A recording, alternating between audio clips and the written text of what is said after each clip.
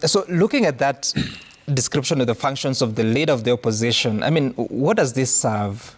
You know, Sam, yeah. I want to just start by saying this. That Mboya and I are serving our third term. And we've had very unfortunate times when reports are brought to Parliament and you are told, pass without alterations.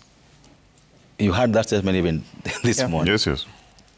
It's not going to work this time around. I just want to tell someone that here, see, the reason Kenyans fought for political parties fund, and I want to marry that decision with this, what you just asked me, was that we wanted political parties that are strong, that can stand on their own.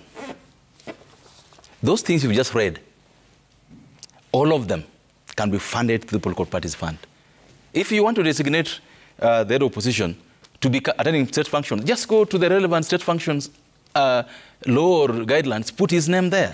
If you want the opposition to have, strobe lights in their car, just tell the IG to discredit. Allow me. Who is the Allow me, my chance. Fred, allow your time, really.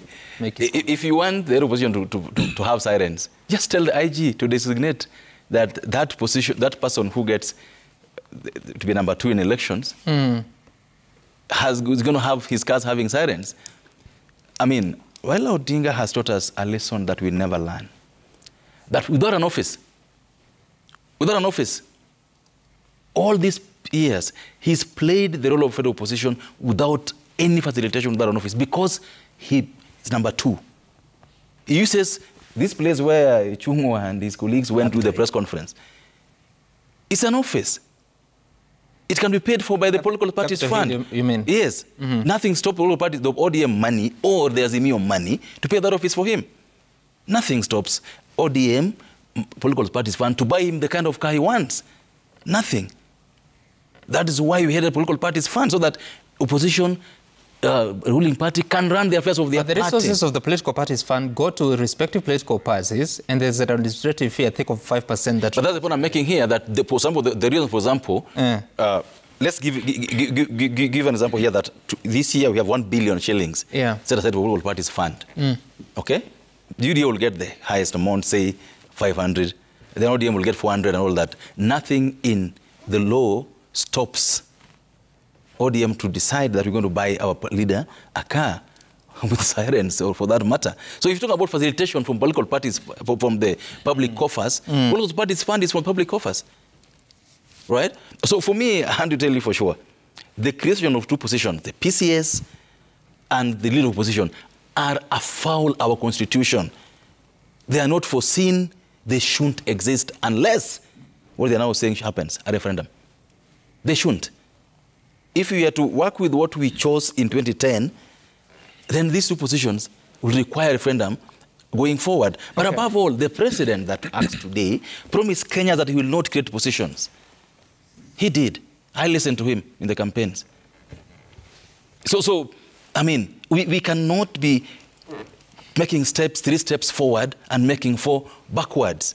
These guys, the opposition, were thrown like chicken, thrown something, a little opposition, then lion, hook, and sinker.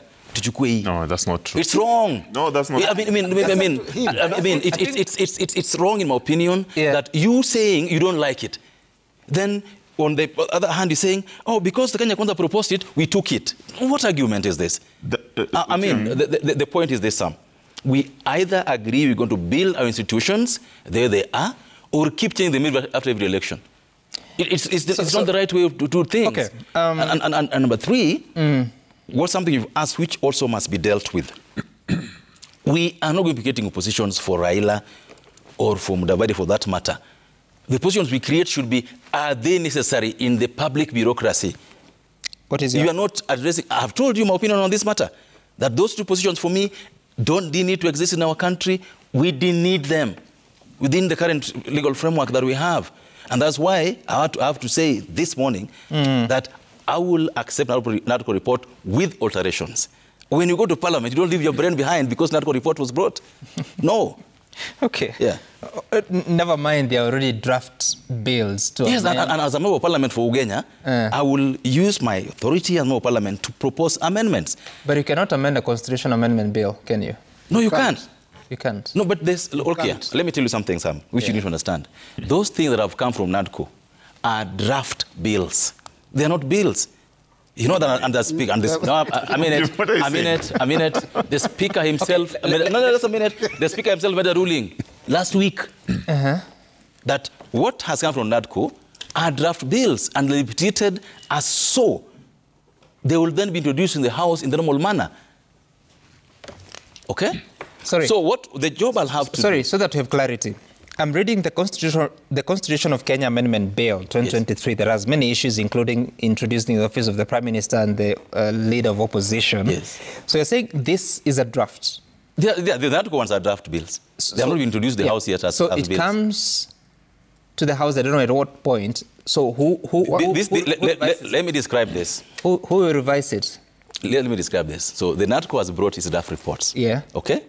They will come to Parliament. Yeah. The Parliament has legal offices, which will then process this again. They may amend.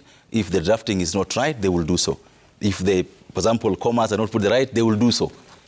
That has to be clear. And then, this then will go through the, again, normal processes. They will go through public participation again, because that's what the law requires. They will be published in the newspapers again for comments. Let no one tell you that, oh, this will go anyhow. These bills will go through the normal process of bills of any other bill in Parliament. You will do public participation? We will. Before first reading? Yeah, no, after the first reading. If you do the first reading, you can't amend that, can you? Look, and you need to understand this, Sam, that all bills, regardless of where they come from, have to go through a particular process in Parliament. It doesn't matter who brought them. So after the first reading, the clerks of the House will be required to publish notices asking Kenyans to give their comments on these bills. That has to be understood. These bills will be processed. These bills will be processed normally. And so I was just trying to finalize this. All right. I was just trying to finalize this, my point on this matter, because I think this thing about without alterations creates problems. People don't think that they should disagree with William or William Ruto or with Raila. We will disagree whether you'll have the numbers or not. But the point is that the bills as proposed will have to go through the normal parliamentary procedure for processing bills. If I'm able to convince members not to support it, I will try. Even if I don't, at least my voice will count.